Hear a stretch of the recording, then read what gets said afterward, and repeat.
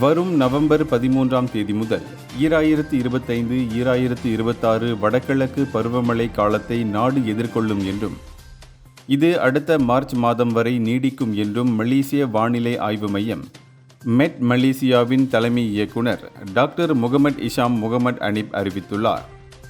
இந்த நீண்டகால பருவமழையின் போது 5 முதல் 7 சுற்று தொடர் கனமழை எதிர்பார்க்கப்படுவதாக அது எச்சரித்துள்ளது. இந்த தொடர் மழை குறிப்பாக ஆற்றுப்படுக்கைகள் மற்றும் தாழ்வான பகுதிகளில் வெள்ள அபாயத்தை தூண்டலாம் என்று மெட் மலேசியா எச்சரிக்கிறது. மேலும் பலத்த வடகிழக்கு காற்று வீச வாய்ப்புள்ளது. இது தெற்கு சீன கடலில் சீற்றமான அலைகள் மற்றும் கடல் மட்டம் உயர்வதற்கான அபாயத்தை அதிகரிக்கிறது.